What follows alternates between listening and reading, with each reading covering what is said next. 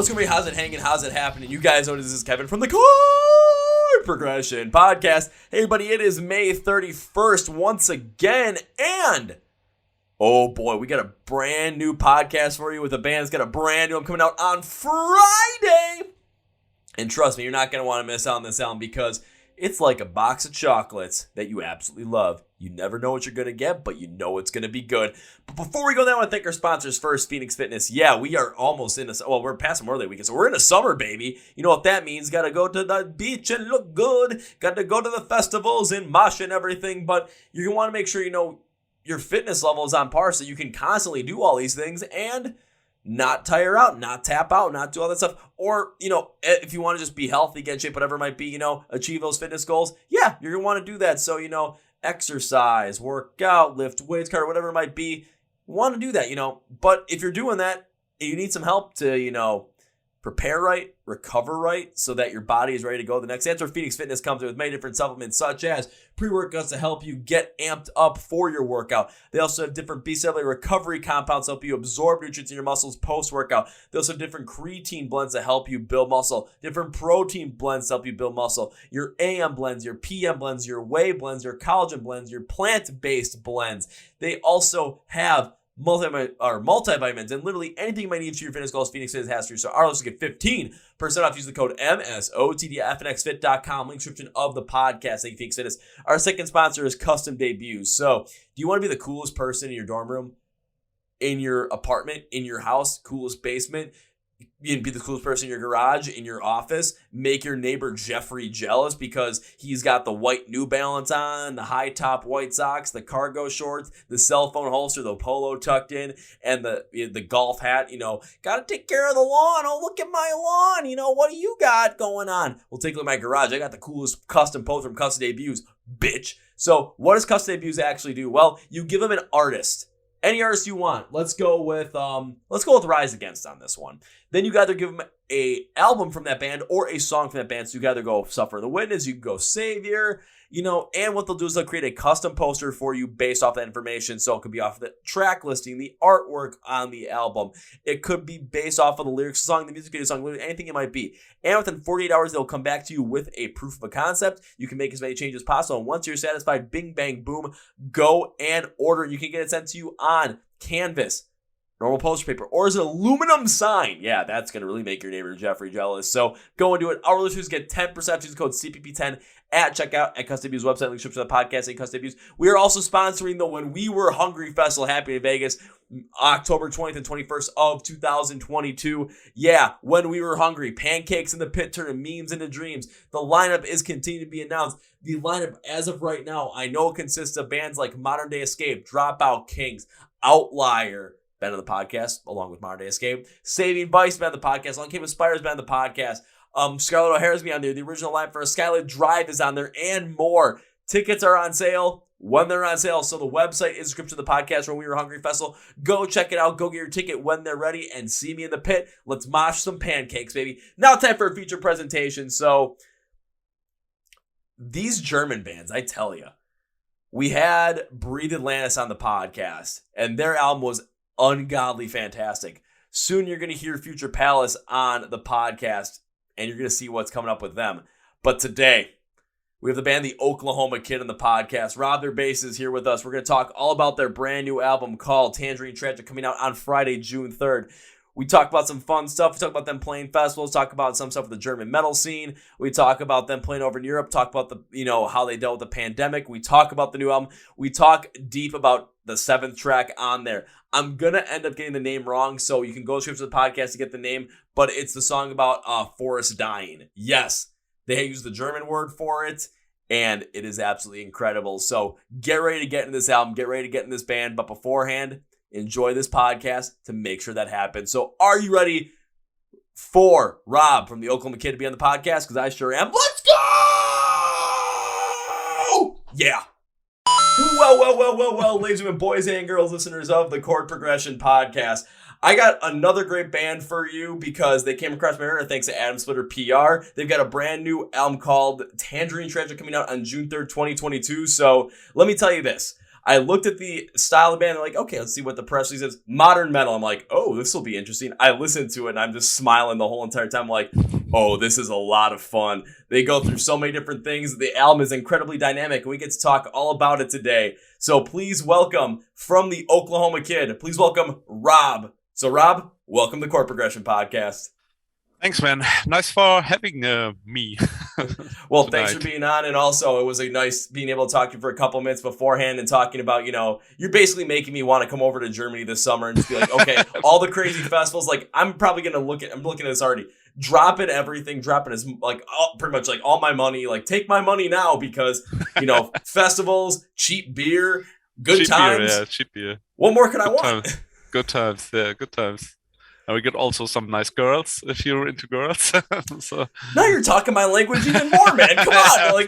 Of course. It's nice. It's nice. Yeah, I'll say pretty soon. I'm gonna be next, or like give it a couple of months. All of a sudden, the whole entire like background that I'm working with is gonna change because I'm not gonna be doing these from the U.S. and I'll be doing these from Germany. Do it. Go ahead, man. Sounds like a sweet idea. Just the crazy adventure. Well, of course, now that we're in 2022, we're here for the album release as well. So how have things been going on your end? How have things been going in Germany on your end? And I got to also ask, you ready for this album to be released? Totally. We're totally ready for this album to be released. Was like most bands say, it was a lot of work and we are proud what we have done and how far we came with it. And and like all artists and the whole industry, we suffered a lot with the situation on the virus, and it was hard. But you get some time to think about different things, and I think it had a big influence on how we approached this record, and I really hope it will work out in the end. I'm positive, and I think it's now less than 4 weeks till it's out, and it will be really nice. Oh, it will be, especially to get this thing out there, and then you take a look at how everything is going on right now. I'm talking about the live music scene. I know around the world there's a bunch of other issues, but when it came to the whole entire thing with COVID, with the live music scene pretty much being non-existent as of March of 2020, and then 2021 it was spotty when it was coming back because you had certain areas of the world where it was coming back, and all of a sudden it came back and stayed back. You had other areas of the world where it was like it was come back and then dropping back, coming back, dropping back. It was just kept going back and forth. But now it seems like, especially into 2022, as we're approaching, halfway through the year already, which is kind of scary to say. I'm like, oh dear God, we're already almost halfway through this thing. But we're seeing where live music is consistently back. Festivals are full swing once again. No restrictions are being put on anything with live music in the capacity, whatever it is. So we're all able to get back out to it. And with this release of this record, all of a sudden, you guys able to get back out to it, tour around once again, promote this record, and get more people into the Oklahoma Kid. Yeah, definitely. We had the same thing here with there are a couple months where you can play and go out, and then it's the next big Corona wave, and everything is closed up again, and you could plan nothing. It was really impossible to plan anything, and that's why we delayed our tour for 2 years straight. We have a headliner tour upcoming in October of this year, and actually it's just a rescheduled tour from October 2020 for our last record. But in the beginning we didn't knew that it will last so long till we can hit the road finally once again. Hope so that it will stay like that. And so the upcoming tour in October is the headliner tour for this record, which once was the headliner tour for our last record. But this is how the world goes. It was crazy period of time for most people, I think. But especially in the scene, but I'll say with the headlining tour being postponed for 2 years on this, and what it was supposed to be for the last record, one thing that kind of comes to mind as well is if that was going to be the headline tour for the last record, not many people might have heard the songs from the last record live, on top of, they're going to be hearing the songs from this record for the first time just, when the album gets released. So when people go out and see you guys live, it's like there's this pent up waiting. There's this pent up energy to want to go and see you guys perform because of how many songs there are that have yet to actually be seen and heard live, and for people to experience them. You have so many different options to pick from when it comes to creating a set list, when it comes to creating that experience where people are going to go and see that show. And some people might go and see that show and all of a sudden they were going to be going there specifically for maybe some of the opening bands, because that does happen. But then all of a sudden they're going to see you guys perform live, and it's going to go from, I'm not really sure about this band before you guys go on stage, to after you leave the stage, more of like I must know everything about this band. I must listen to everything they put out because this was awesome.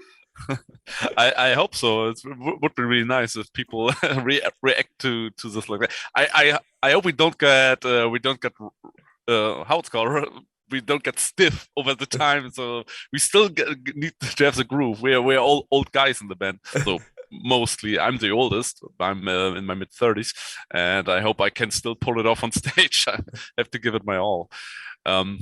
Yeah, we have a big pool of songs, and I hope we can attract some new people. And we have really good shows coming up, even this summer. Nice festivals we will play. I think some smaller ones we will headline, and there's also some really big ones. I think the biggest we are playing is the Summer Breeze Festival in Germany. I'm not sure if you have heard of it. It's like 50K people, 50K people. It's back in the day, it was mostly for death black metal like that. And now it opened up for a more diverse metal crowd. And yeah, we will play that on a small stage, but anyways, we will play it, and we're really looking forward to it. It will be a big experience. There's also other band playing from our hometown. Acranius. I don't know if you ever heard of Acranius. It's like a slam band, and they're reasonably big, yeah, and they're good friends of us, and really looking forward to that. And of course, our headline tour, yeah. Well, that was going to be one thing I asked, was going to be, are you playing any shows before that headline tour? Because, playing some of those festival shows, what it's going to do is it's going to help, like you said, loosen up you guys and like get you guys back into the groove of things. So when you go back out on that headline tour in October, the playing has been reestablished once again. Playing live has been reestablished, and you're not going to be, so stiff and just like, I can't really move. Plus, mid-30s, that's not old, man. I mean, I still see some guys that are like 50 years old jump into the pit, and they like still go for a couple of songs consistently. I mean, of course, they jump right out of there right after a couple of songs, but they still go, they still hit. So you got no excuse, man. Like, you got this. Yeah, of course. You can still be young, but you also have to look apart in this kind of music. We are not doing old school heavy metal stuff where you can be old as fuck, and you have to be young spirited and look a bit stylish, I think, to appeal to a big part of the audience. And I hope we can still do it. And the thing with the headline tour, if I imagine that our first shows would be right away our headline tour, this would be fucking terrifying. Like, oh my god, please no. So we have some time to play some smaller shows, the festival stuff, and then after that will come the big headline show with a longer set. On festivals, you're really time restricted and you can play all the songs you want to play, but on your own tour, you get free roam for everything. And also, what we usually do is when we rehearse, first of all, we don't rehearse a lot. We like really to rehearse a lot, but just before the upcoming shows, like in 2-3 weeks before, so we get really fit. And what we do is we like to create a situation where we're on the stage. And since I'm working in a nightclub with a stage and with a lot of live music, we can do that. We can just play on the stage without any people around there, and with our sound guy, and set everything up. And because we gotta We got our setup is like we play all with click track, not everyone, but basically me and our drummer play with click, and so everything needs to be double checked, so everything works perfectly. Most of the time it does, but sometimes you get errors. But yeah, knock on wood that everything will work out. Yeah, I got you covered. Nice, man.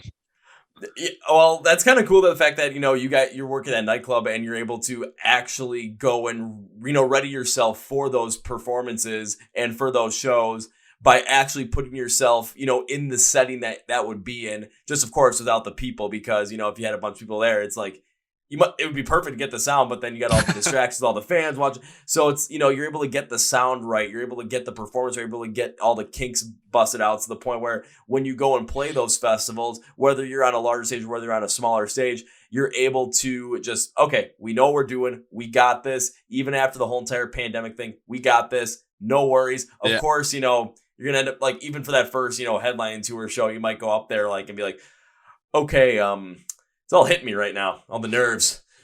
What's going on? And then you play that one song, and it's just like, all right, we're ready to go. Nothing's stopping us now. Yeah, when the click track is rolling in the ear, then there's no coming back from there. And our first show on the headline tour is not in our hometown, which is good, which is a good thing to have, because when you play in your hometown, you are double excited or triple excited than anywhere else, because normally you look in the crowd and you know a few people, but when you play in your hometown, you know everyone, and you have to laugh all the time because it's so funny. There's this guy. Hey man, what's up, man? And, yeah, we used to drink.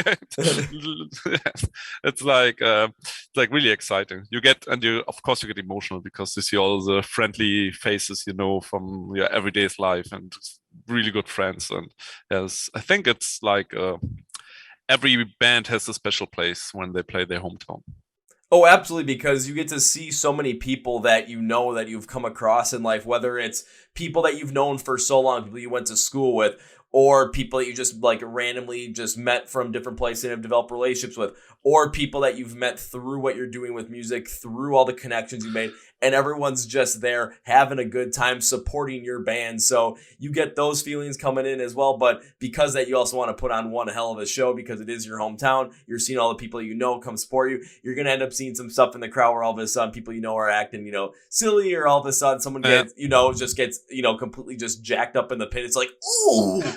But you can't really react to that because it's like, you got to be focused at the same time too. Yeah. It's like, I want to just, I want to say something about that because that was funny because I know the person that happened to, but I can't, I got to keep playing. So I kind of hope a couple of bands I've had in the podcast, like when they've seen that happen to me, it's like, I hope they've kind of had a chuckle because not going to lie, that is funny, but. Yeah. Exactly, but I totally understand what you're saying with the hometown shows. Because I know a bunch of other bands around here where, like, there's a couple of bands from Chicago where what they'll do is they'll come in, like, for the first stop of the tour, they'll play where I'm from.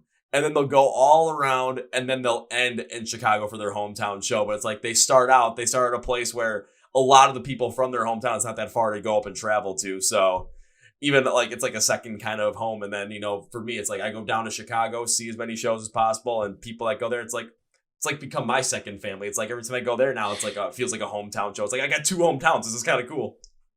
Where are you from? Was this a smaller place or is it also a big city? It's a big city, but it's not anywhere near as big as Chicago. It's probably about maybe 1/4, 1/5 the size of Chicago. It's called Milwaukee. Okay. I'm gonna put it this way: if you watch any NBA basketball, do you watch any basketball? No, not at all. But I know Milwaukee. Okay. No, yeah, I know that. Yeah. The only reason I brought up basketball is because when I was over in Europe, in both Croatia and Amsterdam, like people ask me where I'm from, I would tell them like I'm from the States. Like what city? I'm from Milwaukee. Okay, where is that? And I was trying to figure out a great way to like describe it to people, and all of a sudden I figured out basketball. A lot of people know who Giannis Antetokounmpo is, so I'm like, okay, that's what I'm going with. Okay. Otherwise, you could say it's close to Chicago. That's what I started out with. I'm like, I'm like this Chicago, but more north. I try to recall what are the biggest bands from Chicago. I know the band Chicago, which is you know Chicago. Yep, it's like an old rock band. I do. I had one of their longtime members on the podcast at the end of 2020. Bill Champlin. Bill Chandler, is he from the band Chicago? Yeah, he played in the band for about 20 years, from I think Wow. 1989 to Okay. 2009. So that was a fun That's one. that's awesome. He must be a legend, man. You could say that. You can say that. Well, that's really crazy. It, I think he had some awesome stories to tell. Oh, it was a lot of fun. Some of the stories he told, also just kind of the whole entire idea around music that he had, especially being in there for so long. It was just like, I didn't want to say much because it's just like I just want to listen and just hear and Yeah, just yeah, yeah. enjoy. I don't want to like do anything to mess up the mojo. But what are the biggest metal bands from Chicago? Let's see. I know Disturbed is originally from Chicago. Ah, Disturbed. Yeah, dead metal. Yeah. Some good old dead Yeah. metal. My favorite band of all time is from Chicago with Rise Against. Yeah, Rise Against. Nice, nice, nice. Okay, Yeah. they're pretty big. Yeah, I'm trying. I've heard of them. It's like if you heard of them, we're good. We good. I know a couple of songs. Oh, But that's perfectly fine as long as if we end up running each other for some reason at a Rise Against show, as long as you jump in the pit for one song, be a happy guy. I'm not sure if I'm in that jumping in the pit age anymore. So I got my health issues, and I don't want it to emphasize this before I break down, and I can't stay on stage anymore. So yeah, Fair enough. but the young people can go ahead, go ahead, break your bones. I like it. I like to see it as well when people go crazy in front of. Yeah, well, like you said, it's like you have a chuckle when you see some people going crazy and yeah, try to kill each other. Basically, I don't know, man. It's like crazy. We try and kill each other because it's fun. Of course, it's fun. Yeah. One thing I do want to jump back to is because you're talking about the festivals, and you said what was the name of the biggest festival you were playing again? Because I don't want to mess it up when I say it. It's Summer Breeze. Okay, Summer Breeze. I also kind of find it funny. Summer Breeze. You said it was mostly like a death and black metal festival. What? First off, what a name for a festival. Yeah, Summer what a name for Breeze. Summer Breeze. Yeah, I think it's like they wanted to seem like that, and the name sounds so nice, and then there are the most brutal bands. Actually, it was my first festival I ever visited, and to be honest, I never was a big festival guy. I used to just visit some concerts from bands I really like, and this was my first. I think it was back in 2010, and yeah, but it was a really nice experience. The lineup was great back then. I was super into technical death metal, and all this kind of stuff, and I really liked it. I think I saw their Despised Icon just before they disbanded, but I think they are reunited now. But it was really nice. And I saw Necrophagist. If you ever heard of them, they're really iconic technical death metal band. But it was a nice festival, and it's even bigger, and yeah. It's like then we said it's bigger, but it's like also a little bit more broad, where it's not just like death metal and black metal. Like you get a lot more metal styles in there as well. To kind of again, it's still is at the core of like what it originally was, but now it just appeals to a larger rock and metal fan audience. Yeah, I think headliners this year is Arch Enemy or so. I don't know, maybe some other bands. It's like along those lines, yeah. And it opened up for a lot of people to attract more people. Gotcha. Really and like I know you said kind of like you guys are going to be playing potentially on like a little bit of a smaller stage compared to like some of the other festivals you'd be playing at this year at Summer Breeze. And on top of that, it's just can't come like looking like, like you got to have a little bit more of like some kind of like standout presence on stage. And especially here in the US, like with some of those bands that have been on like some of those like not like the super duper main stage at some festivals. That's one thing I've seen where it's like you've got to have some like it. I mean, you're gonna want to go up there, just enjoy yourself. You're not gonna want to be super duper flashy if you don't have to be, but you do want to find some sort of way to stand out at any kind of festival as a band, so that no matter what stage you're playing on, you're attracting people to come and check your band out. You're attracting all these different people that might never have even heard of the Oklahoma Kid or ever even really had a chance to listen to you guys. Now it's like, okay, find some way to bring them over and have a chance for them to come and watch your set, no matter how long it might be, and have a chance to really, really, really get into it. And then you guys have a lot more chances to, you know, create new fans, create new experiences for those people.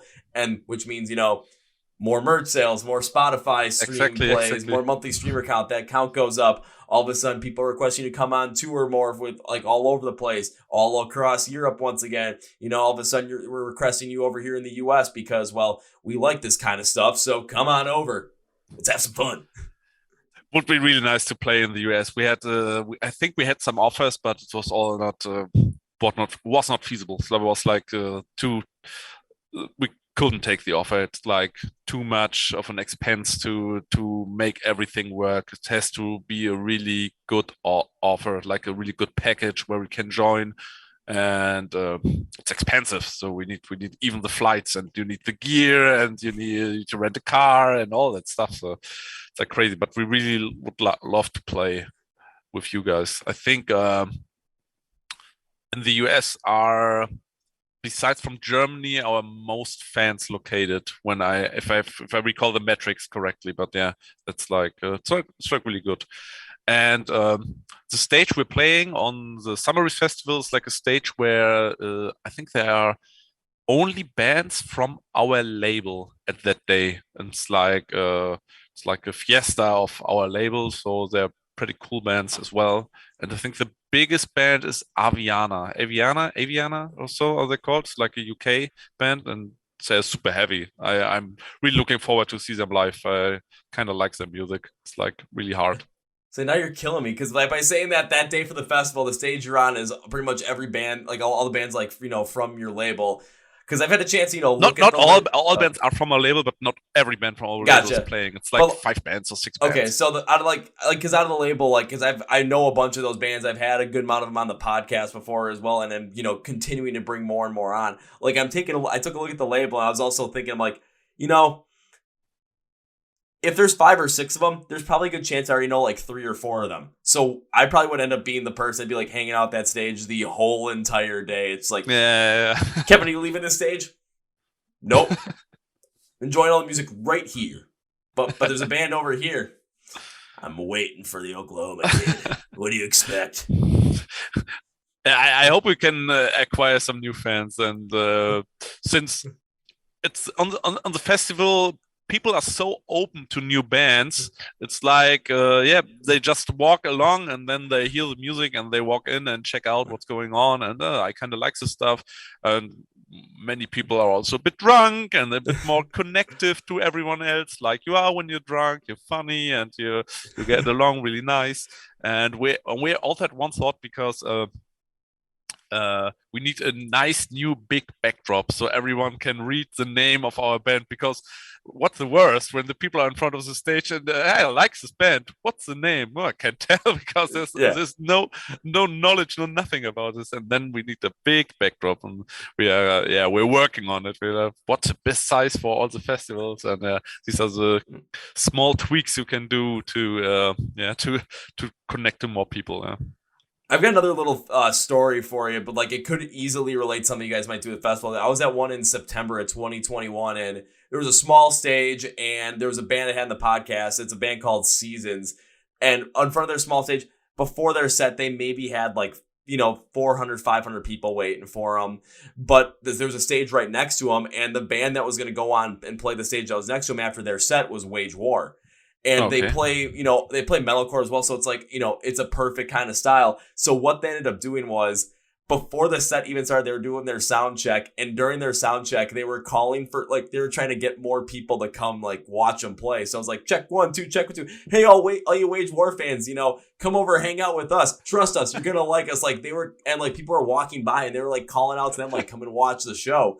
So what ended up happening was by doing that, all of a sudden, 500 people turned to like 1,000, turned to 1,500. By the time they went on, it was like an estimated 2,000 people were there watching them. After one song, because all the Wage War fans heard, they all came over. So by the time their set ended on this little tiny stage, they had 5,000 people in front of them.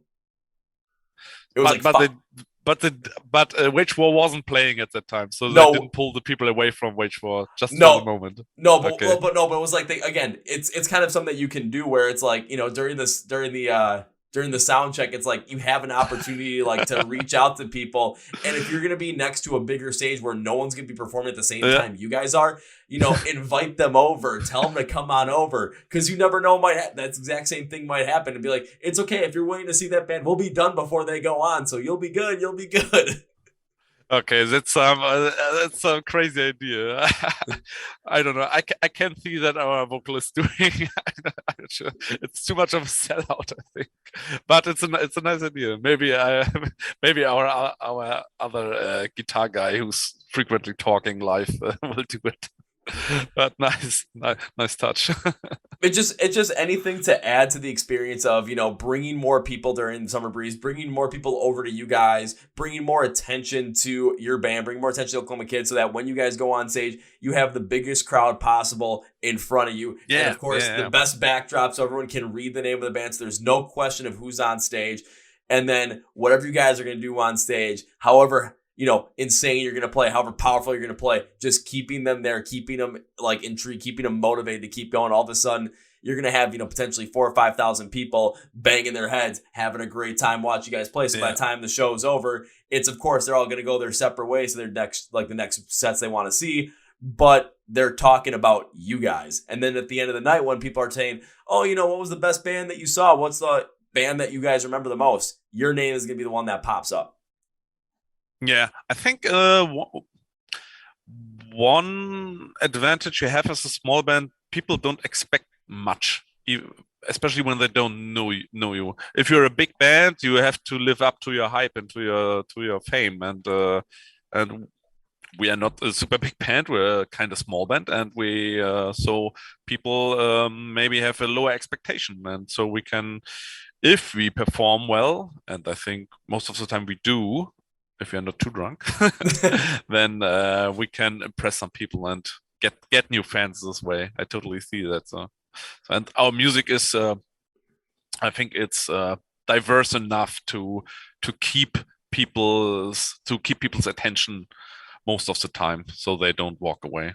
That's what's really important for us, to don't be a band where every song sounds the same. So it's important. It's important that even each song has to have some silent parts, some quiet parts, and then some heavy parts. So you get a nice dynamic from the music, and people don't get I don't know, if you hear a grindcore record for 30 minutes, it's like you're deaf at some point. It's all sounds the same, and you need some silence in between there. But it's really important for us. It's like the best way I can say it right now. I'm not a native English speaker. So. Oh, I can totally understand that. Just, imagine if you're not a grindcore fan, it's like putting a grindcore album on, 15, 20 minutes later, you want to take your headphones off just because it's like, I've heard this style over and over and over again.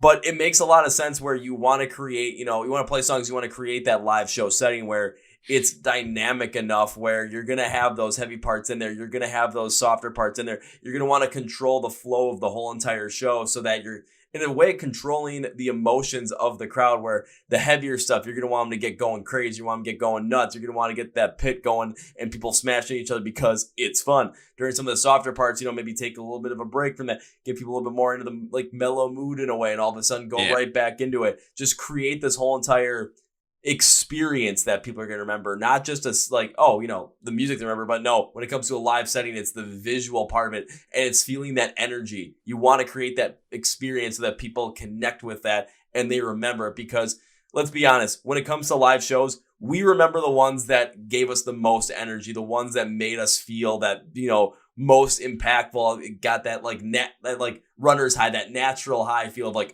this was awesome. Those are the ones that we remember. If you guys are able to create that with your live set, then you win.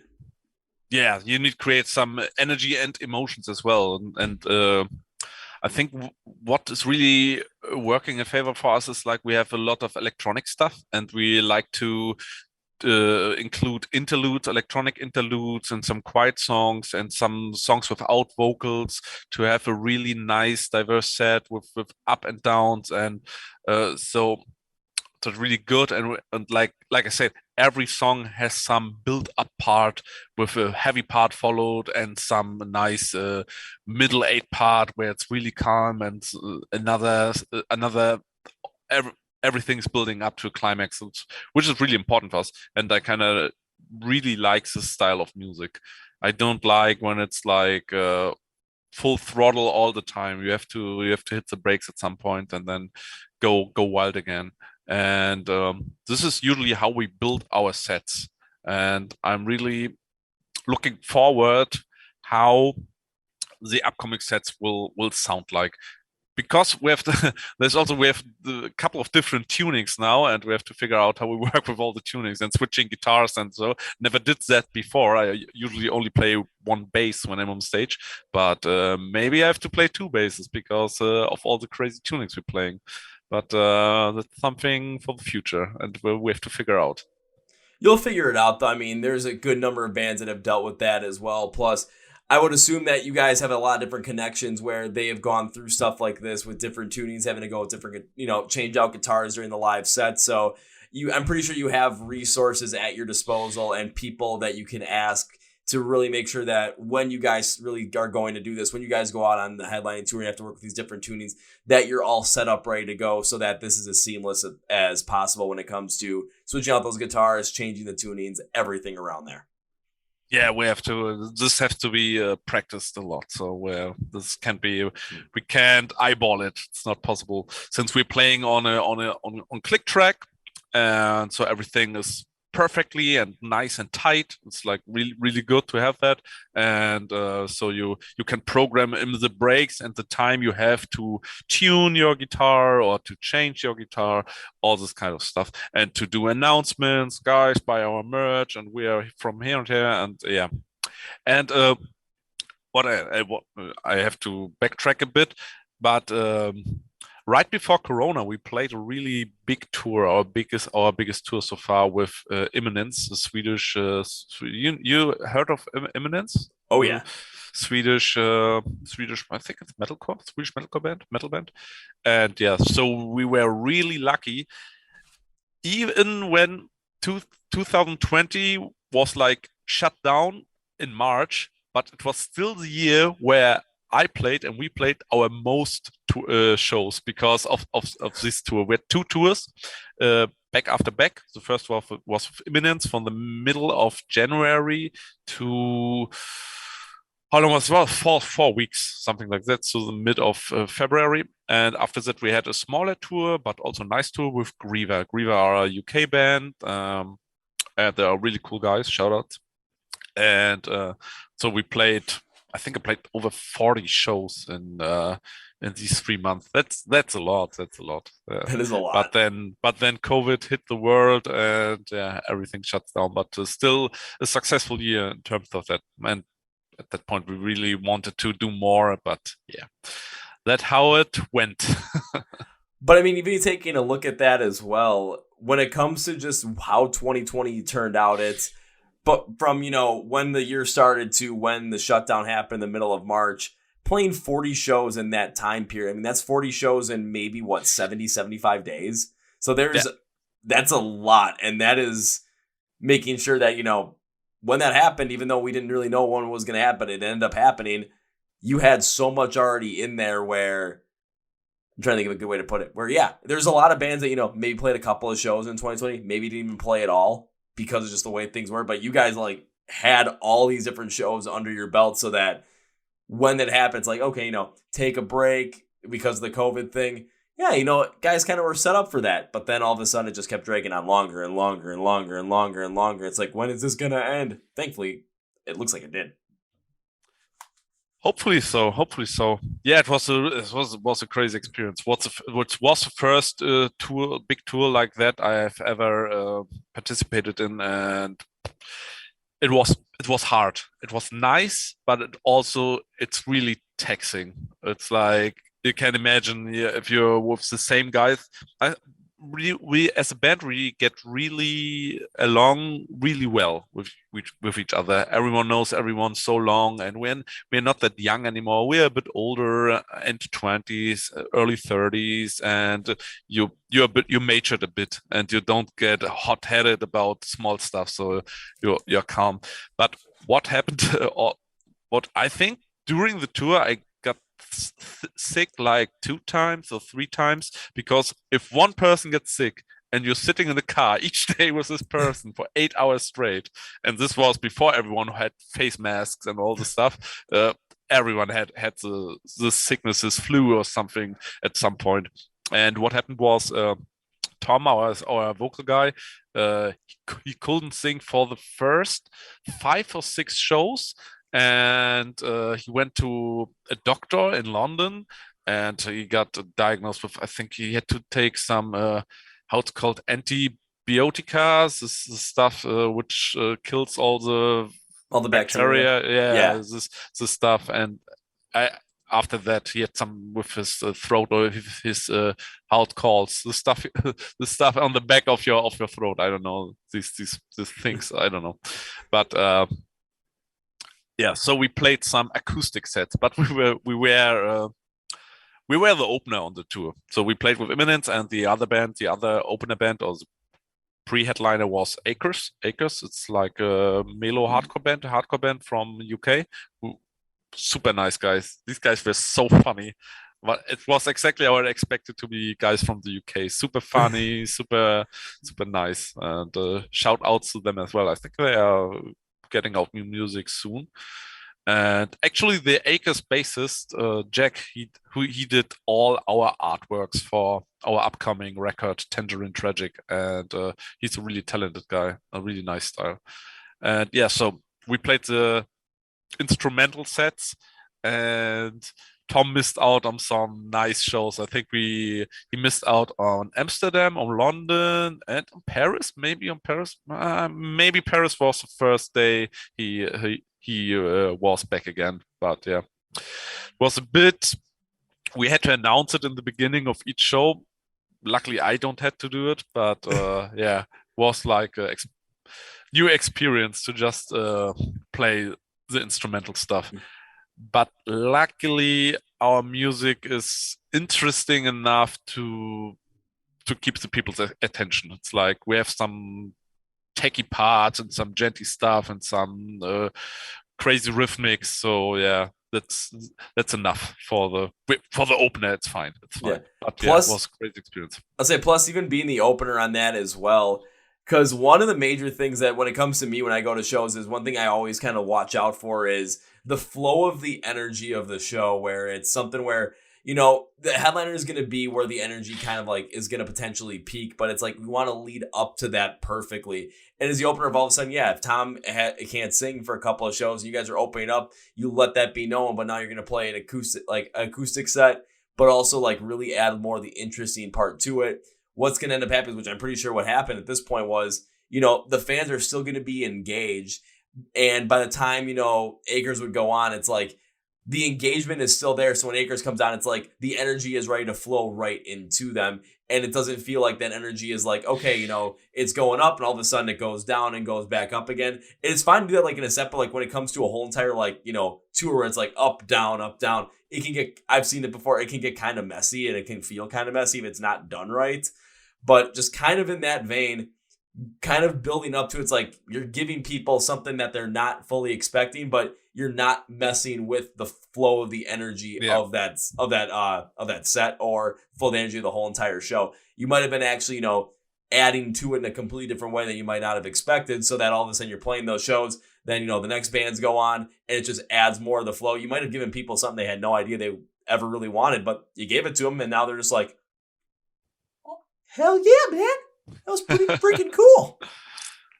It's like I think the worst thing is when one of the first bands is better than the headliner.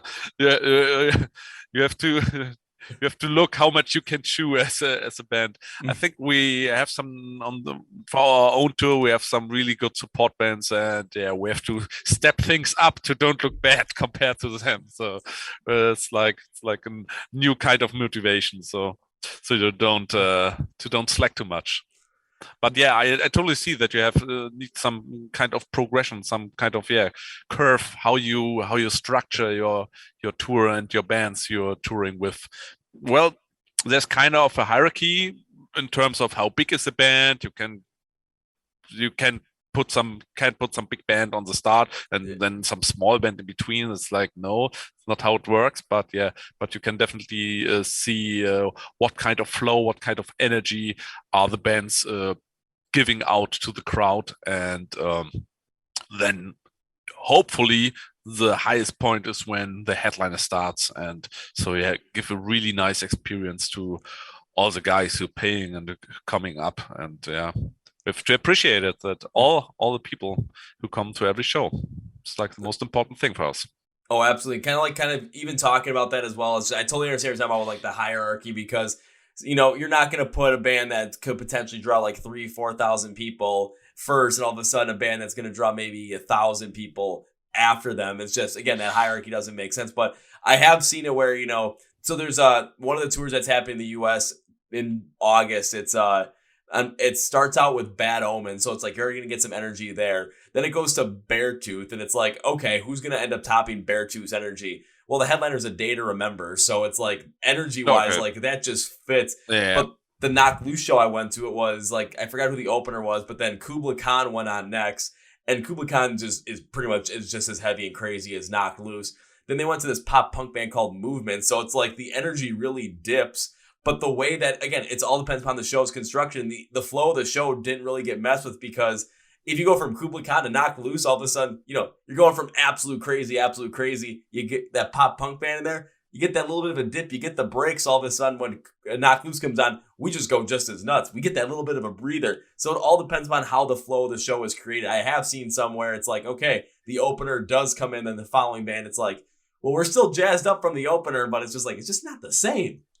But if you get that perfect energy flow, and then with you guys on this new headlining tour, or the rescheduled headlining tour, I should say, with that knowledge of, these other bands that you guys have on the tour, they're just as good, or they're just, just can play just as well. They're going to bring the energy. They're going to bring the passion, knowing that, they're going to be able to bring it, but we got to step up our game so we don't fall short of it. That mindset already is going to take it into creating one hell of a show, creating that one hell of an experience for everyone in the crowd that night. Yeah, that's our goal. That for a band of our size, we deliver. We have to deliver. I don't want to overshoot the expectations, but yeah, we will make things work, and everyone should be pleased with what they see on stage and hear. We'll just go with this. When it comes to Oklahoma Kid, they deliver. They deliver. We deliver. Like FedEx. They deliver like FedEx. You just got to see it for yourself. Well, I mean, as much as we talk about, everything that's been going on and all this stuff, the live shows, well, especially the fact that, this is going to be your for the headlining tour that's been, postponed 2 years because of the pandemic. One thing you did say at the beginning that I did want to jump back to was with Tangerine Tragic coming out, of course, June 3rd, 2022. You said that with the pandemic, this kind of changed up your writing process, your recording process compared to what you'd previously done, just based off of the circumstances. So what was that difference like? Okay, now I have to dig a bit. I have to dig a bit. I think the most important thing was our approach was like, we have to, of course, to do something different. And our main writer is Fred, our guitar player. He's like the giga head from the band, and he's like really into this stuff. And he takes time to take a lot of inspiration, especially from not metal music. And I think the thing with Solar Ray, with our previous record, was that there were songs in which we played like for so long already before the record came out, because we had really trouble with recording and all this stuff. And these new ideas we put on our upcoming record, Tangerine Tragic, are more fresh. They are like they were thought of more in a condensed way, like in a shorter period of time. Maybe it's good. maybe it's a good thing, maybe it's a bad thing, but as a band member, and I have heard the record, I can say it's a good thing. I'm really looking forward to it. And yeah. Makes a lot of sense. I mean, and especially when it comes to, like you said with Solar Ray, where you had a lot of those songs on there that you've played for a good amount of time already. So when it came to actually putting out there recording, it just didn't feel as fresh. It didn't feel as invigorated just because of the fact that you had all those on there. I mean, when the people heard it though for the first time, I mean, it's definitely going to have that fresh feel to it. But when it comes to the band specifically, you're already used to these songs. So when it comes to, new album, it's these songs you've been working on these songs, but they weren't as they still all have that, that fresh feel where they don't feel like you've played them so many times where it's like, okay, we got this one again. We got to play this one again. It's like, ooh, we got a new one. Ooh, this is still new. Ooh, I remember this one. Ooh, like just constantly surprising yourself. Yeah, it's super excited for all the upcoming stuff, all the songs you have to play live for the first time. We had one little show back in October of 2021, exactly on Halloween, and we played in Berlin, and we played there one of our already released songs. I think it's Melt Into You, and it was really nice. And we played our old set from our tour, but we added the new song. And the old songs were like, whatever, it's perfect muscle memory. You don't have to do anything. And then the new song comes up, which is not a hard song, but not by any means. But you're, okay, I have to make things work. And can I bang to this part? And can I move while playing this riff? And yeah, this is the kind of stuff which I think every band has to work with all the new records. But it's nice. It's a nice experience. And once you figure it out and make it all work, it's like super cool. And looking really forward to all these new songs. But I think I don't know how much. If I ask, when a band plays release a new record, what's your idea of the best set in terms of old songs and new songs? What's the best ratio? Oh man, that is a good question. Well, it depends on how good is the record, but it depends on a couple of things for me specifically. I think the main two things depends upon is how good, or three things. How good is the record? How many records has the band previously put out? And how well does the record flow in with everything previously? So the reason behind that is, I think it was one, how good is the record? Of course, if the record comes out and it's just and I mean, it happens from bands from time to time where the records just don't live up to the expectation. Of course, if you have 10 records that come out and you rank them 1 to 10, something's got to be at the bottom.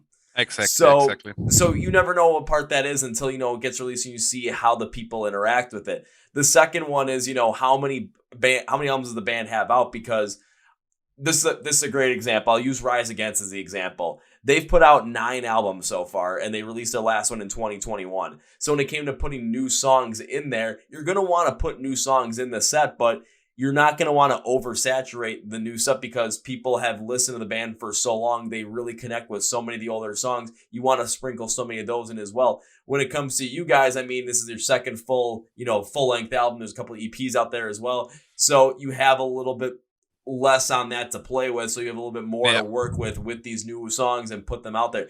And of course, the third is, how do these songs flow in through the rest of the show?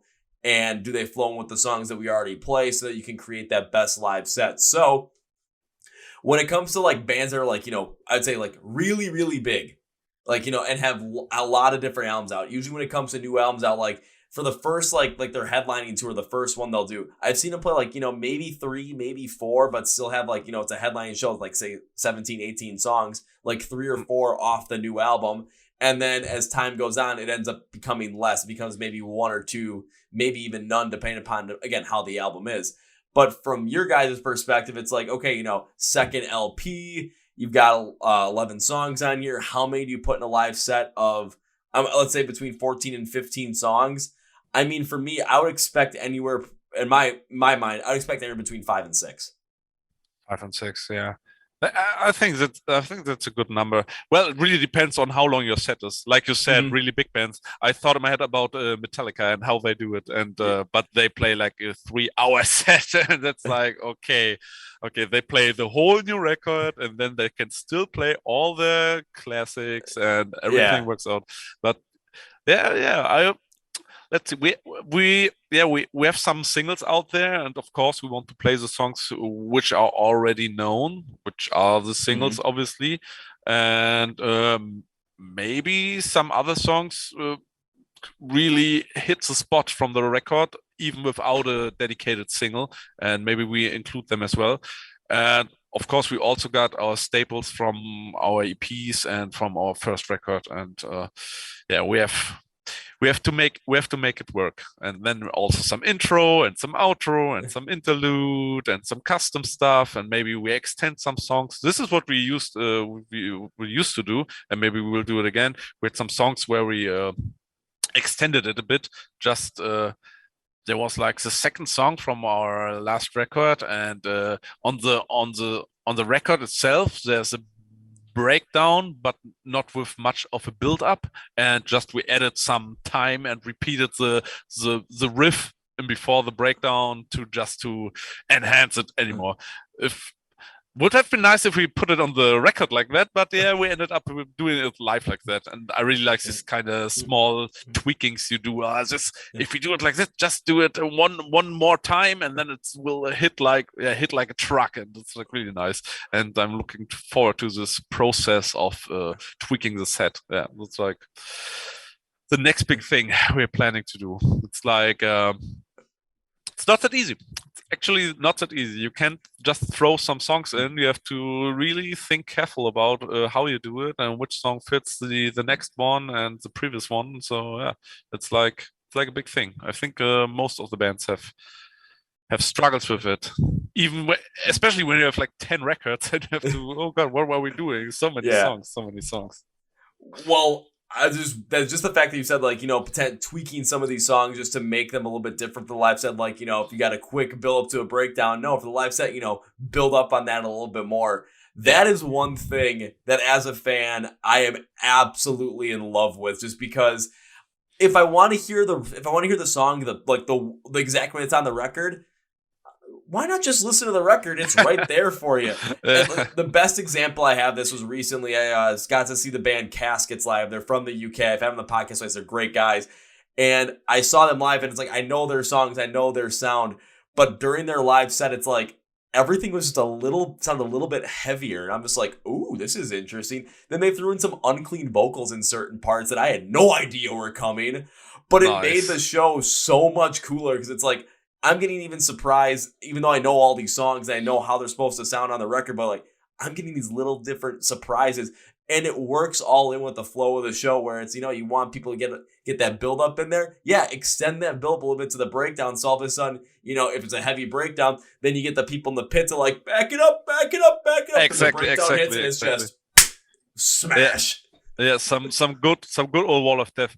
From the top of my head, I was thinking about I think one of the biggest shows I've ever visited was Slipknot. And Slipknot, and I don't know if you ever seen Slipknot live, but when they play Spit It Out, which is like a 2 minute song on the record, they stretch it to like 7 minutes with one big bit apart, where they totally make clear that everyone has to sit down on the crouch on the floor, and when it all starts, everything has to jump up. So that's really crazy. And Metallica also do this kind of stuff. I think their Seek and Destroy song, it's like 7 minutes on the record, and there are some shows where they stretch it to 20 minutes, where they only repeat the Seek and Destroy part all the time in so many different ways. And as a band, you totally can do that, especially with like announcing, so split up a Wall of Death, and everyone knows what's coming, and blah blah blah, and I count you in, and that's crazy stuff. And this is something that only works live. You can't do that part. You can put it on the record because it would be boring. But live it works, and totally looking forward to having this more in the set, to have more interaction with the people. It's like really important for us. All right, now I got an interesting question for you around this, and usually I've been asking people like, that have new records come out. It's like, okay, we know the singles that are out there, but like, what's your favorite song that's not a single? But I'm gonna go a little bit of a different route because you're gonna be playing these songs live. Which song off the new record are you most excited to play in a live setting? Um, I know it from the top of my head, but I can't. I, you release it when the record is already out, right? Because I'm not sure if I'm allowed to say the name, but I think I'm allowed to say. I mean, I think the track listing is already. I could do this. I could just go online right now and see if the track listing is available, and if the track list is available, I think it's available. Okay, I know the song. It's like we will definitely play it. It's called, the German name, Waldsterben, and Waldsterben means literally forest dying. This is like the name for it, and it's a really really heavy song. I'm into the heavy stuff, and this is one of our heaviest songs ever. It's an F tuning, super deep, and it has a super sick build up. It's like Andreas said, it's like 6 breakdowns in a row or something like that. It's like really crazy, and I'm really looking forward how the people will react to it. And yeah, that would be really nice. All right, Rob, I gotta say this because I was looking through my notes on the whole entire album because I went through the whole entire thing, and I'm like, when I asked that, I'm like, I want you to say a certain song, but I also don't want you to say it because, one, I want you to say the song that was my favorite on the album, but two, I don't want you to say it because now I'm gonna feel even more insanely jealous and like I'm gonna potentially miss out on something that's absolutely insane. And of course, that's the song you pick. You pick my favorite song off the record for this one. Really, really nice. Absolutely. That's awesome. Yeah, I think it's up there with my favorite songs. Might be even my favorite song. So you listen to the whole thing already. Listen to the whole thing, and I mean, I've never been able to pronounce it right, but that song, that one, was the one that just took me completely by surprise because I was even trying to like figure out the meaning of the song. I'm like, I looked up the word, and I just had to look it up. And when you talk about like, deforestation, I'm like, I know exactly what deforestation, forest dying, more like literally translation. Yeah, it was more literally forest dying, not deforestation. Because deforestation is more like humans removing the forest. Yeah, exactly. No, it's like this was different. This is where the forest died. In a bad way. It's like in a bad way, like some pollution happens or some smog and the forest just can't stand anymore and then just dies. Yeah, it's like the German word for it. Yeah, we have a couple German words out there. Nice to hear. But I thought of that you like the heavy stuff as well. Because like listening through this one too, because I'm thinking of like bands that like it reminded me of, just like with the energy and the style. I'm like, it's got like this flow of like While She Sleeps and Wage War. There's Architects and but like also at the same time there's this energy and this manicness of like Fever 333. There's even times where Tom flows in patterns like Jason Allen Butler from Fever 333 with more of that like kind of like punk setting to it. So there's so much going on with this track as well, but just the heaviness behind it, just the way that the energy flows. Because the song is like, as I kind of even have here, it's all over the place with its energy, but it all flows together so well that you can't really just like, you can't like get lost in it. Where everything, there's so many different kinds of energy coming your way, but the way that it's constructed, the way that it flows from one part to the next, going along with that energy, you're never going to feel like, you're getting lost in the song. It's like, it fits so well to the point where, I mean, you're making me really, really, really reconsider any plans I have for June and October to try and come over to Germany and Europe as well to see this song played live like 2 or 3 times. Yeah, well, maybe if everything works perfectly for us and everything lines up, we will visit US someday. I can foresee it. I can't foresee it, but it might happen. We just have to give it our all. We just got to keep bringing out, like, promoting this kind of stuff as well, because even I think it was the interview I recently recorded before this was another band off of the same level you guys are, I believe, with a band called Future Palace. Yeah, I know them, Future Palace. They're really, I think, new to the scene. I just heard recently of them like a year ago, but yeah, they seem really nice. Yeah, Looking forward to see them. Yeah, they got a record coming out like I think a week after you guys do. It's like, okay, can we get these two Oh, I'm like, can we get these two records out? Because I've got a feeling this with these two records, with your record and with Future Palaces, where, you know, we just need, especially over here in the US, we just need eyes and ears on them. We just need to have people to like get a taste of them, just get a chance at them at some point in time, because just the way that both of them sound, and I'm gonna go specifically more on yours with the way that the heaviness is on yours, but the way, you know, all these different songs flow together so well with all these different influences in there. You get some of the genty stuff in there, you get some of the electronic stuff in there, but everything fits in with sometime, you know, some kind of more of like a metalcore sound, maybe more of a modern metal sound, maybe just straight metal, whatever it might be. There's so much going on here where you're never gonna, you know, listen to this album and like, you know, get bored with it. There's so much going on here where you're going to constantly be listening to it. And even when I listened to it too, you know, I was listening to it at work today before we did this, and I was noticing a couple of small little differences than when I first listened to it, when I second listened, when I third time listened to it. Like, I was just noticing small little things that I did not pick up on. It's kind of like a movie where, you know, you have to watch it a couple of times to get the whole entire thing and understand the whole entire thing, because there are certain subtle nuances and certain pieces that are in there that you just did not pick up on at first, but then you pick up on them and it just clicks something in your head and the song takes on this whole nother life within you. Like, that's what happened with some of these songs. I mean, again, can you pronounce that name of the song? Because I'm never going to be able to do it. I don't want to mess it up too bad. which song again? Is a deforestation song or what? Yeah, the Forest Dying song. I just don't want to mess up the name. Waldsterben. It's like two words as one word. Wald is forest, and sterben is dying. Waldsterben. That's a perfect German pronunciation. Oh, yeah. Okay. So again, thank you for that. But like, yeah, it just like this song, I mean, every time I listen to it, there's one small little instance, because it was when I first listened to it, I really got into the whole entire, you know, the metal, like the metalcore side of things with some of the gritty, uncleans, industrial electronics over it that really added to it. But then the second time I listened to it, the third time I listened to it, that's when I started picking up on more like some manic fever 333 type energy. And then like the different vocal patterns that Tom uses, some of the flow of that really fits in with that style. And it's like a Christmas gift. It's the gift that keeps on giving. Yeah, we have songs are pretty detailed. There are many small things I even forget about, and then when I hear it again, oh, nice. This part had backing vocals. Oh, that's a nice delay, and this sounds awesome. And wow, this part, and it's like, yeah, it's like really good. We had a really nice time in the studio, and we had a really good producer, which is not a metal guy at all, which was really important for us, that we don't fall in the same mold every time. So we picked someone from outside the genre to work with us, and I think his approach did a lot for us.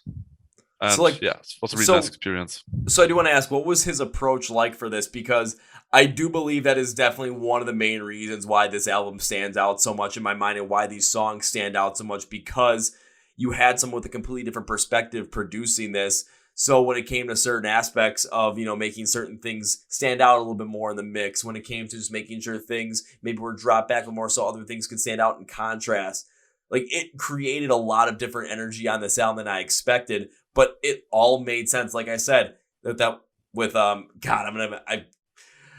Forest Dying song, I'm gonna keep that up. Yeah. It was with that one, and you know what? I might even put it in the description of the podcast. Like, this is what we're talking about, because if you want to look for it and you keep, you know, hearing me say the Forest Dying song, that's the one. So, okay. Like, when it comes to that one, it's just the way the energy flows. You know, maybe if you had a producer that was just strictly, you know, focused in on metal, it might not have turned out like that, just because like a potential idea or potential mindset wasn't there to maybe make that flow the way it did in post-production. Yeah, different producers, they all are used to a different style of music, and he's, as I said, he's not a metal guy at all. He produced, like, I can't even tell when he did the last metal record, and I think the biggest thing he did for us was all the electronic stuff.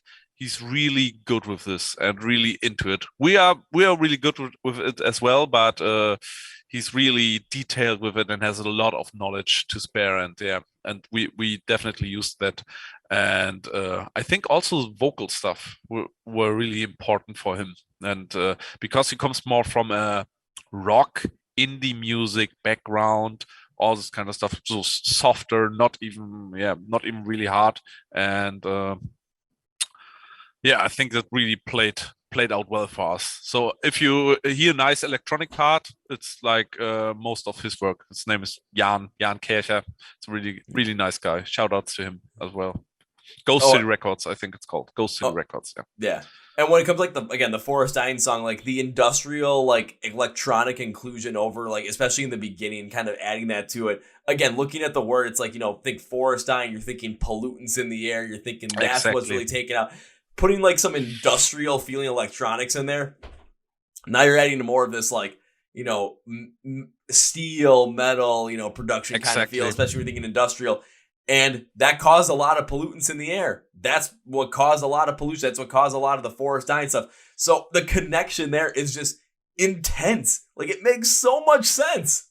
Yeah, definitely. This was our intent. There have to be some really disturbing metal sounding synths, so you can feel it. It's funny how you hear a certain sound, and you have like in your eye you see like metal, and you see smokestacks and everything, and everything is getting destroyed. Makes perfectly sense. And yeah, on the other hand, on with softer songs, you can have a really nice sound environment.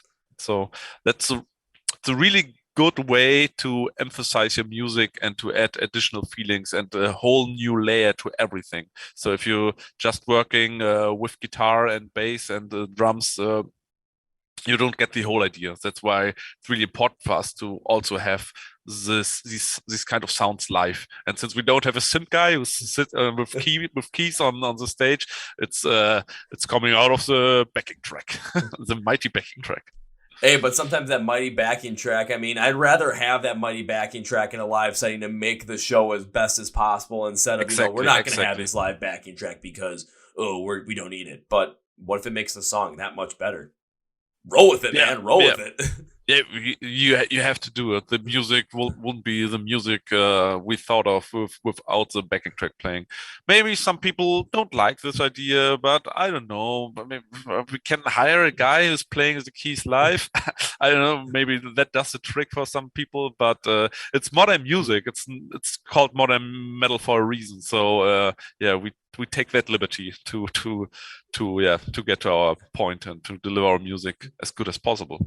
And to say this, taking that liberty definitely worked, because when I first got a hold of the album, when I first got a chance to listen to it, I mean, what I always do is I will always listen to it from top to bottom in the first run, because that's the way you guys put it together. That's the way you guys present it. The track listing, you guys put that together in a very specific way. So I want to go through the ride that you guys want to, take me on and take, everyone else on, because that's how you guys will have it listed. So, of course, start out, first song, I'm like, okay, let's click on this one. Let's start out To Dance with Fire. Let's just see what happens here. I think I got through maybe 10 seconds of that song before I reached back out to Amsterdam PR. I'm like, yes. I want to look at on the podcast. Yes. Like, it took 10 seconds, and I was like, I was in. It was that quick. That's nice. That's a good sign. Yeah, actually, to figure out the track list is like, that's a process in itself, man. It's like not easy.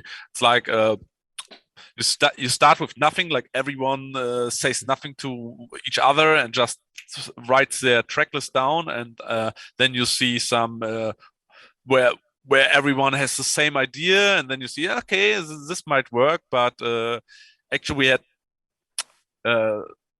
I think our drummer wanted the last song from the record as the first song. So, and this in itself is like crazy, because the last songs are mostly like the most experimental songs, but we were close to doing this that way. So yeah, it's really interesting how this whole process works of how we structure the record. Especially in times where it's nice to hear from you that you hear a whole record, but many people don't listening whole records. They're just having it on shuffle or just putting the favorite songs on the playlist, which is totally fine. I'm doing this all myself all the time, but hearing a whole record is like really, that's the fan stuff. That's the nice stuff. And bands are putting a lot of effort in their track list. Usually they do, I think. We Well, did. yeah. Well, of course, as time goes on, and people listen to more music, they're going to end up, even on the albums that they really enjoy, they're going to end up just putting them on shuffle at times just because, you've listened to them a good amount of times, or, you find some songs, like you put them on a playlist. But usually if there's a brand new album coming out and it's from a band that you like or a band you want to check out, listen to the whole thing top to bottom the way it was intended, because then you get the full feeling of that. There have been albums that I've done that to where, I've listened to them and there are certain songs that have absolutely stood out to me because I listened to them through that track listing. And a great example of that is on Polaris' 2020 record, The Death of Me. I was listening through it from top to bottom, and it was, I knew the singles were out there, but it wasn't until I got to song number 7, Above My Head, where all of a sudden it was like, that was a deep cut. I got to it and I listened to it once, wasn't really paying attention, and then I went through the whole entire album again, like, just give it one more time. I got back to that song, and then, like, that was it. Like, I was just, like, focusing at this point, and everything just took off. Like, I'm like, I was shocked at, like, how much I connected with this song. So, and it was all helped out by going through that process. Had I just listened to it, like, on my own, yeah, I still probably would have liked the song, but it wouldn't have hit as heavy as it did when I listened to it through the way the track listing was. And now when I listen to it, it hits just as heavy every single time. Yeah, exactly. That's why many bands put out concept records where you have to listen it in the certain order, because it's like meant. It's like a piece, theater piece on stage. Like everything has to go according to how it's structured, and you can't just jump around in the track list. But it's not a concept album. You can shuffle it, but yeah, we put some thought into it. There's some nice build up within the playlist. And even with one of the members of your band, like, wanting to put that, was it your drummer that wanted to put the last song at the our drummer Dave. Yeah. See, honestly, like, looking through it as well, because I got to take a look at my notes just to make sure that I get this right. Like, I really understand where potentially this could have been the first song on the record, but again, with it being the most experimental, having it at the back end, you get to it, it's kind of like, it's kind of like that you earned this song and you earn this potential new experimental side of things. You potentially get to see a little bit more of the differences that you guys are trying to put into this, and see even a little bit more of this, like, potential Easter egg of where could the band go next. It's kind of like you're reading a book and you get to, like, 3/4 of the way through it, and then the pages are blank because it's like, well, they haven't been written yet. Just gotta wait. Like Song of Fire and Ice. I hopefully not. It's not Game of Thrones season 8 where it's not been written. No, not Game of Thrones season 8. No. Yeah, but yeah, I totally see that. Yeah, but I still think putting To Dance Fire at the absolute start of this was just absolutely a fantastic move. Because again, like I said, 10 seconds in, I'm like, I am already hooked into this. It took 10 seconds, and when I always think about this too, when it comes to streaming, I think the average time that people listen to a song, like, on stream before they get into it, or like in a band or an album, is 10 seconds. All of a sudden they see the album, you put on that one, the first 10 seconds, you already have people hooked. Like, you had me, like, fully diving into this after 10 seconds. And no matter what else was going to happen, it was like, I'm not missing the rest of this record if that's what it's going to start out like. And then the rest of the record, you continue to go through, and it does not disappoint as it goes down. It keeps up with that intrigue all the way through and through. Yeah, that's really important. The early parts of the song, people are used to, I think for myself, it's like the first 30 seconds, because sometimes you have a long intro or so. 10 seconds is like really, it's the hard mode. But yeah, you have to catch people early on the record. Totally understandable. If you put some stinkers in the beginning, like, no, you can't put all the best songs in the back. There has to be some juicy stuff, and the meat, the potatoes and the meat had to be early on the record. And some experimental stuff later on, also mixed with some good songs. So it's all the records everything has to be good. Because sometimes you get those experimental songs on the record, and it's like those become the best songs and the biggest songs, just because it's people aren't expecting them, but they get to it. It's just like, wow, we were not expecting that, but holy shit, is it awesome! Yeah, we had on our previous record, we had a song which we never did a single or promoted in any way. We just put it out there, and it's one of our most listened songs on Spotify, which is crazy. And it's like the really heavy, and it's really difficult to play. We never played it live because it's really difficult to play. So, but maybe someday we will play it live. We will overcome the struggle and and put it on there. Put it this way, when you're playing in front of 3,000-4,000 people on a nightly basis, yeah, break it out at that point, because you might be able to add a little couple of backing tracks in between just to make sure everything flows through okay. Just cover it up. Yeah. I mean, again, if it's somewhere, it's as long as you're still playing live, but giving people the opportunity to hear that live and giving the people opportunity to really enjoy that live, and of course, me going crazy in the pit, having a good time, potentially getting, injured, taking that risk, that's a risk I'm willing to take. Yeah, that's nice to hear. Please don't kill yourself, man. I'll put it this way: kill myself? No. Broken bones? Yeah, that's happened. You broke bones live in the pit. Broke bones live in the pit. For Asking Alexandria, I broke my which pinky was it? Was my right or my left? Oh, it was my right pinky. Broke my right pinky. Went down to the basement of the venue to have the EMTs look at it. All they could do was just basically, I tried to reset it myself, but I'm not a medical professional. I don't know what the hell I'm doing. They pulled it back out, reset it. They didn't even have a splint, so we taped it up. They told me I should leave and go to the hospital. I paid $60 for this show, so I just ran upstairs and ran in the middle of the crowd. So I'm like, they're not finding me in here. And then I'm like, don't mosh, Kevin. Don't mosh. Don't mosh the rest of the night. Just to, make sure you don't injure your finger any further. Yeah, the headliner was a day to remember. That was not happening. Yeah, okay. Well, this sounds crazy. What I'm totally scared of. Imagine if I break my pinky, and it's like not the most important finger for playing, but it's I don't want to break a finger at all. But yeah, it can happen. It's really nice if people are willing to do this.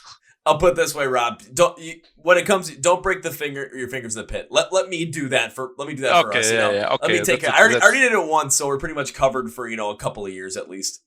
Deal, nice. We do it like that, but please don't break any bone at all. But when you do it, do it during one of our shows. Do it during one of your shows, and then quickly just go get it taken care of and come right back in. It's like, okay, he's good. Okay, his hand might be all wrapped up, but he's still going. He's fine. He's fine.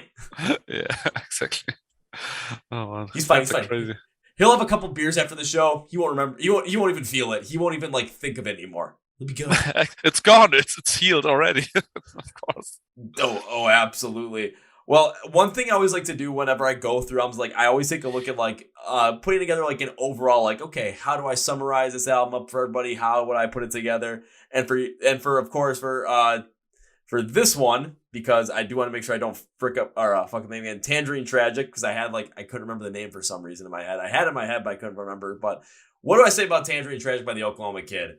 Well, you guys working with Jan as the producer, does this really bring more of a perspective to the outside, from an outside genre? It's a bold step because that it's, that potential mismatch of sound and quality, it could really mess up a lot of things. But on this album, that was never the case. The band was able to take their modern metal style, mix it with so many different influences from metal, like Architects, Wage War, While She Sleeps, alongside other genres like punk, post-hardcore, electronica, pop, and even some 8-bit style music that you would expect to hear on an old Nintendo, to really create something that is heavy, fun, deep, all at the same time. From the get-go, to Dance with Fire had me hooked, with the electronic distortion contrasting against a much heavier metalcore and gent backing, with heavier unclean vocals to match up against the danger of what we like to do and going to do it anyway. Come Undone meshes metal and post-hardcore in such a way where the heaviness is felt in the brutal guitars and vocals, but the sound and flow of emotion to break from a Puppet Master influencing feel works. And there's a xylophone feel at the end, and that's just a cherry on top of it all. It's like a sundae, and you get to that point, it's a cherry on top of it all. The Forest Dying song, again, I don't want to mess up the name because I probably will, is the standout track in my mind, mixing gritty industrial intro with the metalcore influence of While She Sleeps and the punk flow of Fever 333 to flow energy through and through this song with anger and aggression over, dying trees or even potentially being killed by conformity, the way I looked at it. Lost Purpose made me smile, mixing like an 8-bit synth style and then going to more of this melodic metalcore feel in the chorus to really break through another feeling lost in conformity. Overall, this album is all over the place, and it's absolutely for the best. It's like a box of chocolates that you love. You never know what you're going to get, but you know what you're going to get is going to be really, really good. Awesome, man. Nice writing, man. It's like, yeah, summed up perfectly. Couldn't say it better myself. Summed up. And one thing else I'm going to have to do is I'm going to have to, I got a list on a picture frame up on my wall over here. Just some stuff that I like to, keep notes on just because it's interesting. It's a list of top 10 albums from 2022 because I just want to keep a running tally of like the best albums I think and, what albums I'd put in a top 10. And I've got a bunch of different albums up on here right now. And there's a lot of bands on this list that do not come from the United States. Not gonna lie, because right now I'm telling you, all over the world, music is fantastic. And right now there is, 2, 4, 6, 8. There are 9 albums on the list. After we're done with this episode, I am pulling down that piece of paper. I'm putting it down here. I'm writing the Oklahoma Kid, Tangerine Tragic on there, putting it back up there. And it's going to be up there. Like, this is one of the best albums of the year at the moment. This is fantastic. Exactly. I do want to say at the moment, though, because we still have, half the year to go. We'll see what happens. Exactly. It's like there's still a lot to come. But maybe we can make it. but the way the mix is done, the way the energy flows through this thing, again, it's that box of chocolates you love. You never know what you're going to get, but you're going to be happy with what you get. You're going to absolutely enjoy it no matter what you pick. Yeah, thanks, man. Really appreciate it. It's kind word. Oh, you're very welcome. But I do suggest for everyone listening, when you listen to the album, start at the top and work your way all the way down. Go in order. It's a fun ride. Exactly. Absolutely. So, Rob, as we bring this podcast to its conclusion, one thing I like to do is give you a chance to say whatever you want to say, plug whatever you want to plug, promote whatever you want to promote at the end of the podcast. So, the floor is yours. Oh my God, I'm not experienced with these kinds of announcements. So first of all, shout outs to everyone else from the Oklahoma Kid, to Tom, to Fred, to Andreas, to Dave, and also to our dear friend Sven, who's helping us a lot. Also shout outs to Jan, our producer, and to Lance Prince from Australia, who did our mixing mastering. And also to our label, to our booking agency, and to our manager Louis. And I hope I didn't forget anyone. There are a lot more people, but nice words to all of them. And on the 3rd of June, our record will finally release, and we will play a lot of shows in for most part in Germany and some all over Europe. And we have our upcoming headliner tour in October of this year. And maybe when you're from Europe, it'd be really nice if you buy a ticket, if you're in this kind of music, and open up yourself for some new music. And also keep clicking all the links on YouTube. Follow us on Instagram, the Oklahoma Kid Official, I think it's called. Yeah, exactly. And we started with TikTok, the new thing for the young people. It's like crazy. Even I have a TikTok account. So yeah, follow us on TikTok as well. It's like just search up the Oklahoma Kid and you will definitely find us. If I forget anyone or anything, I'm sorry for that. But yeah, it was really nice having me, man. Really nice. Thank you. No, it was fantastic to have you on the podcast. But now it's time for me to end this podcast with 3 different things. So first things first, Tangerine Tragic coming out on June 3rd, 2022. If you're watching the YouTube video, you've seen it on the bottom of the screen pretty much the whole entire time. So you're going to want to go and listen to the record when it comes out. You're going to want to go, pre-save it, pre-order it, all that kind of stuff. You're going to want to go and order some merch from the Oklahoma Kid. You're going to want to go and check them out on their tour dates. You're going to want to go see them at those festival dates on their headline tour. You're going to want to go buy those tickets. You're going to want to watch YouTube videos. You're going to want to connect them on social media, Facebook, Twitter, Instagram, TikTok, whatever you can do to get into the band, you're going to want to do. But instead of having to look all that stuff up yourself, let me do the legwork for you. So go to the description of the podcast. You're going to see Find the Oklahoma Kid online.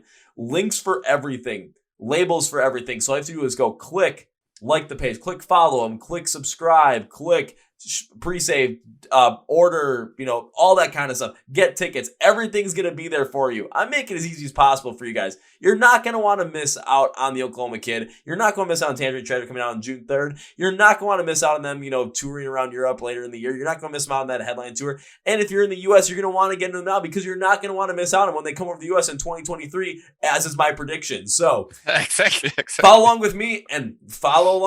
Like all their stuff, subscribe to all their stuff. Just get into them now because you'll thank me later. Trust me. All right, Rob, time for number 2. So whenever I've guessed this was number 1. Okay, wow. That was number 1. Awesome. Time for number 2. Okay. Whenever I guest on the podcast that I enjoy having on the podcast, I tend to make a certain promise as a thank you for being on the podcast, along with the fact that I do want to continue to support the band. So this is always a promise for me to continue to show my support. So this happens so far every time I've had a guest on the podcast, and even before we hit the record button, I'm like, oh man, this is easily happening. There's no doubt in my mind. So my promise to you is this, sir. Not an if. If implies possibility of not happening. I'm not about that. This starts with when. When implies this is going to happen, but date and time is to be determined. When I get to see the Oklahoma Kid perform live for the first time, whether it's in the U.S., whether it's in Europe, whether it's anywhere around the world, I don't know where. But when I get to see that happen, my promise to you is this, Rob. First round's on me. Nice. And if it's Germany with cheap beer, it'll probably be like 3 or 4 rounds. That's nice. I can totally see that happening, man.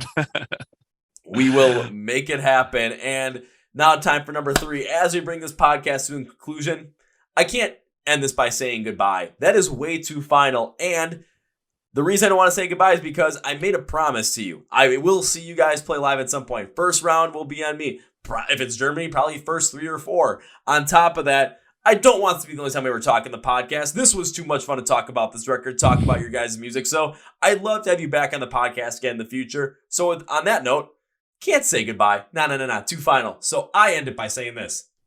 See you later. See you later, man. Well, folks, I'm interview with Rob from the band The Oklahoma Kid out of Germany. Once again, their brand new album, Tangerine Tragic, is coming out on Friday, the 3rd of June. So you're not going to want to miss out on any of it. Go and pre-save the album, pre-order it, everything. If you're listening after the album is released, go and listen to it right now. Again, go top to bottom with the track listing, because once you start with The Dance with Fire, you're not going to want to miss out on the rest of it. Like, it gets you going right away. So you're going to also want to follow along with The Oklahoma Kid online, Facebook, Twitter, Instagram, TikTok. Subscribe to their YouTube channel. Follow them online on, whatever streaming platform you're using.